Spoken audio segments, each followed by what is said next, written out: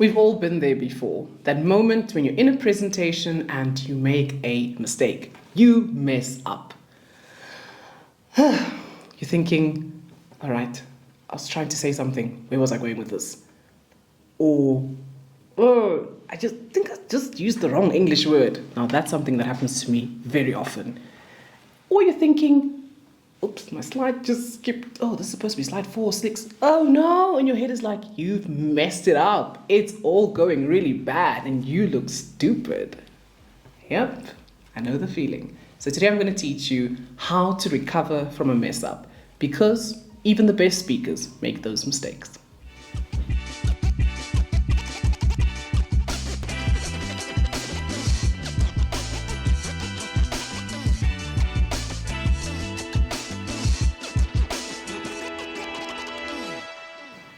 It's such a horrible feeling when you're standing there in front of an audience and you feel they see it, they know it, I've just messed up the whole presentation. And the reality of it is that's probably not the case. However, how do you recover from those moments is more important. I'm going to take you through 5 tips, and these are not just tips, these are tools that you can use every single time you find yourself in that position. The one thing about the best speakers that you know is that they all make mistakes. However, they don't treat the mistake like it's the end of the world. And that's exactly the first habit you need to cultivate, is that making mistakes will happen. Not if, maybe, it will happen. But how I respond to it is more important. So the first thing you want to do in the moment when you do make a mistake is you just want to pause. You don't want to try and speak over it. You don't want to try and cover it up, because in covering it up, it just comes across even worse. Now we really notice it. But when you pause and you collect your thoughts, you're giving yourself time to get back to where you were or the point that you wanted to make. And as you pause, you're thinking, not about the mistake, but what you want to say next. So pause every single time you find yourself having made a bit of a blunder, either in a sentence, in your presentation, or even while you are sharing your slides. And then the next thing you want to do is you want to ensure that you correct yourself briefly. And briefly is not, oh guys, so sorry. No, you don't want to apologize so loudly. It's not a big deal. You want to ensure that you say, what I meant to say is, or rather, instead of making it, oh my goodness, guys, I am terrible and I've just made a mistake. People aren't listening to you to catch you out. No one is sitting there thinking, let's see how many mistakes you're making today. Everyone is really just listening for the information that they need to use. And as you make a mistake, I can promise you 90% of the time your audience probably corrects it in their own minds, because they know they could have made the same mistake. People aren't looking at you with the eyes of competition, but rather they're listening with the ears of empathy. And that's your audience 80% of the time. The next thing you want to do is you can also create bridges for yourself. These are common phrases that you use in those moments where you realize that you have either completely went off in a completely wrong direction, or you found yourself saying something that isn't really aligning with what you meant. And then you would say, the main point I wanted you to take from this, recapping on what you were speaking about before the mishap. Or you say to your audience, the key thing I want you to remember is, in doing that, you are collecting your own thoughts, because then you go back to the content and the information that was correct. And in that way, you steer their minds to emphasizing the information that you meant and that was correct, instead of the mistake that you just made. And then one that I always say you should have whenever you're going to speak in front of an audience is 2 pocket questions. Pocket questions help you to survive awkward moments. They help you to steer away from the elephant that has entered the room, and that would be the mistake. 2 pocket questions are the questions you ask people so that they can give you feedback on the information. You pause and you say, is there anything that you guys are taking home from what I've just mentioned so far?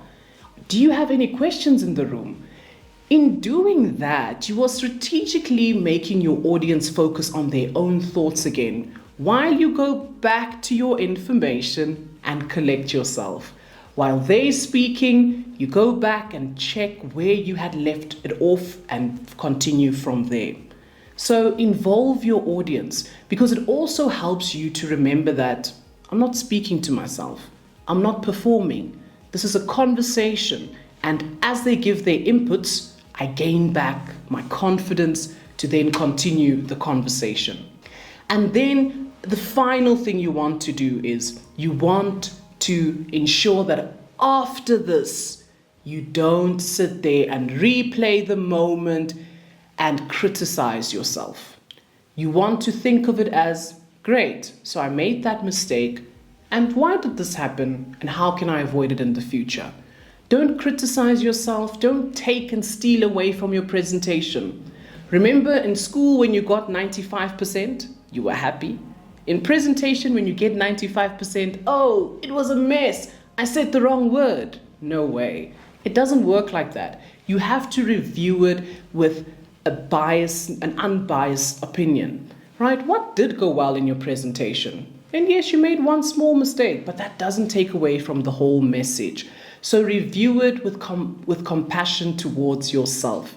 Ensure that your review doesn't lead you to feeling like you never want to speak ever again, or that you are just a failure, but that you're a person that made a mistake, that learned from it, recovered because you used all the tips I shared with you today, and you will try and avoid the mistake next time. So let's do a quick recap on what I just shared with you regarding what you can do when you've made a mess up, when things are just not going the way you anticipated or planned in your presentation. The first thing is, don't cover it up. Pause. Ensure that you take a moment to collect your thoughts. And then you want to ensure that you correct yourself briefly. Don't make it a big deal. Not, oh, I'm so sorry, guys. No. Rather, what I meant to say is, and when you realize you've completely steered off of the point that you were trying to make, you can then use a phrase by saying, the key thing I want you to take from this is, or the main thing I want you to remember is. And then, if you realize that you can't even remember where you are or where you were going, you pause and you involve your audience. You start asking them questions. What is the thing maybe that they want to add? Any opinions, anything that they want to ask you related to what you've just shared?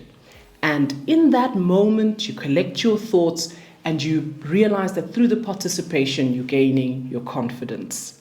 And finally, please don't review it to criticize yourself. Don't replay the moment in your dreams at night. Just learn from it and know that anyone could have made a mistake during their presentation. The best speakers make mistakes, and no one is exempt from making them. So the next time you find yourself making a blunder, forgive yourself, move on, and use these tips. Because you enjoyed this episode and you're still with me, you want to ensure that you subscribe and you click that notifications bell.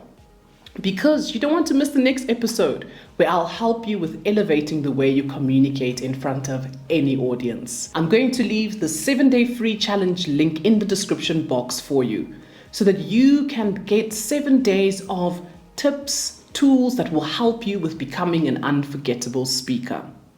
Until I see you again, remain unforgettable.